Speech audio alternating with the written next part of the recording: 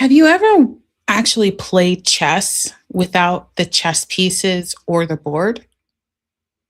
Have you taken time to actually play the game without those two things? It's impossible, right? Well, today I want to share with you 3 points of strategy to help you win in government contracting and why it is so beneficial and valuable for your business and ultimately your life when you're leveling up to from solopreneur mindset to business owner mindset. My name is Melinda Cologne, and I help established service businesses add a revenue stream of value through government contracting. And the first piece, we're going to dive right into it, is piece number one, which is to increase your business value while delivering value to the public sector buyer. I love talking about win-wins, but ultimately I love talking about win-win-wins where everybody in terms of partnership is seeing a successful result. So your government buyer is getting the successful outcome, the performed services outcome, the services that you're delivering, the software that you're building for them. Whatever it is in the service that you provide, they're seeing the benefits of getting that and then some, which is the and then some is the relationship that they build with you and your company. And a lot of people overlook this. And one of the reasons and one of the mistakes that people make in overlooking this is they think that the chess pieces is the strategy. They think the certifications is the strategy. They think that registering on SAM.gov is the strategy. And ultimately, they're just the pieces. They are not the strategy. The strategy is how to utilize what you have so that you can get the outcome you desire. And in order to get the outcome you desire, you have to create some sort of win win outcome. And ultimately, my favorite is the win win win when there are three partners involved. One of my clients, Ed, when we helped him add a backlog of over $2 billion in contracts in over 18 months, he could have potentially sold his business at that point, increase value exponentially by just dialing in to focus and simplicity. See, when it comes to government contracting, it's not about adding something else to your business. It's about selling to a buyer that always has money. They constantly are looking to buy what you sell.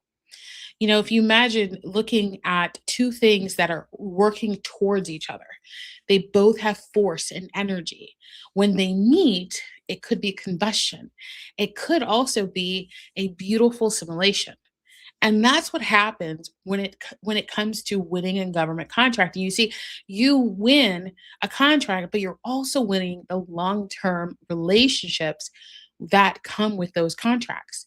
The buyers get to know you. They understand your influence. They understand your specific results that you have. And let's see here.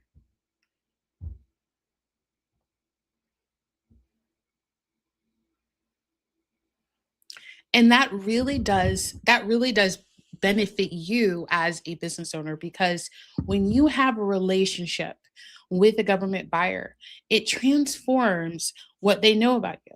Now you're not competing just on price. You're competing in terms of the success, the results, and the feeling they have about you. You know, marketing, we learn as business owners and as marketers and business developers is the know, like, and trust, right? We need know, like, and trust for in order for someone to buy that they actually want to build a relationship, that you're the right fit, that you is somebody that they could refer business to. And these are all things that happen when you have the know, like, and trust. It's not always about the contract, it's about the relationship. Because the more force that you put into building a relationship, connecting with them, then the opportunities just start flowing in your direction. You start getting notifications from buyers that say, hey, Just thought to share this with you. Would love, I think this would be a great opportunity for you to bid on. Or you get some information and intel in their conversation and they share with you, not knowing that it's literally the linchpin for transforming their entire outcome. This is why value matters so much. So, piece number one is about increasing your business value while you're delivering value to a public sector buyer, whether that is a state buyer, a local buyer, or a federal buyer. Now, piece number two is about building systems that create consistency and predictability.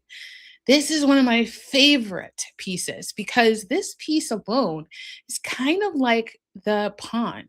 It can transform and serve as different types of tools for you.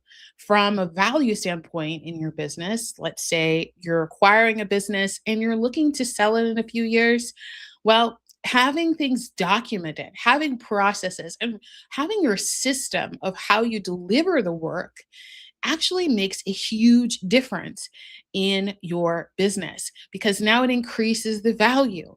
Now it's not owner dependent, meaning that it's dependent whether or not you show up and do some of the work. Your clients are reliant on you or your team is reliant on you. And when none of that matters and the system is there and it performs without you, it increases the value of your business, not just for selling your business, but for investing or going to get a business loan. You now have clarity in your business and it becomes an asset that's working for you and not on you. Now, piece number three is to protect your margins. Now, protecting your margins, this is one thing that I honestly don't fully understand why. And maybe you know. Is there a book that says that we have to use competitive based pricing in government contracting? No, but most people think there is. Now, I just downloaded yesterday a um, the results for several contractors that bid based off price. One was extraordinarily higher than the other one. And I'm not saying just a few $100s more, it was at least 200 times more than the winning contractor. Now, I'm sure that there's a reason why they had this number. And oftentimes it has more to do with what's in alignment with them. Now, do I think that that owner who submitted a bid or that vendor who submitted a bid that was way too high was in the wrong? Maybe not. Maybe that is their standard pricing in their business. And that's okay because there's other opportunities to win contracts. Maybe the differential or excuse me, the diversifying in their portfolio includes 5 or 15% of public sector versus 100%. Or for the winning bidder, there might be more contracts, more stability and predictability in their public sector diversification that helps them get the price so that they can submit and win that contract. You see, at the end of the day, depending on what you're bidding on, they're just asking for a price, then you're basically putting in your best value price. It's not one that you want to undercut. I don't recommend that.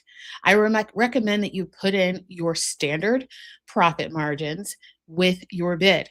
Why? Because if you win that contract, you're going to enjoy your life.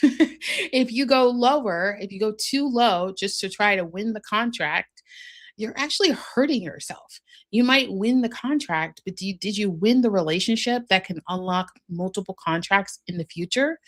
It's a very temporary, immediate solution for a marketplace that constantly buys from businesses like yours for centuries. And we're celebrating 250 years of the country of the United States. And government contracting is not just for United States, it's for any country that has a governing body that does business with their residents, with their constituents. And so that's more than half of the world. You think about opportunities that are available to you. Are you limited? No. Is there scarcity? Absolutely not. There's trillions of dollars circulating in just this country alone every fiscal year. and buying services and products from businesses like yours. So why not put your hat in the ring and be intentional about how you're growing your business? Because the alternative from having a healthy profit margin is you put in a low bid, you cut your knees in your price, you win the contract, you celebrate for a second, then anxiety hits like crap. I have to deliver on the work and I'm not going to really make any money. And especially if your service or the equipment that you use goes up in price, well, now you're cutting your margin too. So now you're creating more risk for cutting your price.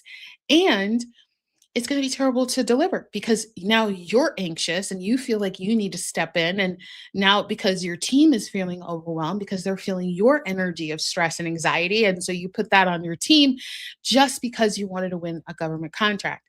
And then you think, man, this is awful. I never want to do this again. And you share it with your buddies and they hear it and they say, oh my gosh, I don't want to do that either. And you're just spreading potentially, a lot of people are spreading noise that's not true. It's just because they didn't have a roadmap to how to do it properly. When it comes to contracting in the public sector, it's not about being the cheapest. It's about showcasing your value. In that scenario, for that business owner who bid 200 times more, there may be a really good reason why they're more expensive. It could be based off their system. And this is why you want to document it. You see, when you document your system and you're articulating, you're building relationships ahead of the opportunity, now they can understand how you can justify that number. And your way of doing it might not work for that contract, but maybe there's something else. Maybe they need to build a relationship with you because you potentially might know something that the one that won the contract doesn't know. And you're bringing that to them. You see how things have just changed? The same pieces on the board, but the only thing changed is the strategy. You see, step three, strategize, is key in the GovCon sales strategy because it's the crux. It's where we take the elements for the game of chess, and we put it together with thought, with intention, with vision, with just opportunity. And we're building a partnership and a relationship for the long term. This is about legacy building. This is about having an asset that's going to outlive you. This is about potentially being able to sell something of value. And if you don't know how to do it properly, then you're just basically hitting yourself in the knees because, well, you're just wasting time building a job that eventually you're just going to give up because you don't know how to create an asset that could outlive you, that could take care of your family, that could provide for your family when you're not around. So these are things that I'm really passionate about because at the end of the day, these three pieces do move the needle. And it gives you the freedom. Oh my gosh, gives you the freedom, the time, the energy that you want to do whatever you want with your business and the vision of your business. Our client who won one of our clients who won $1 million contract in just 30 days, she understood that the results had to be based off the value, the benefit to the client. It couldn't just be this like arbitrary number that she thought of that, well, I want to make $1 million. It had to be grounded in something. It had to make sense. It had to be based off a system of output and outcome. And what happened is when she won that contract, she was able to actually have a conversation with the buyer on the price. And you know what? The buyer learned something about the process that he didn't know.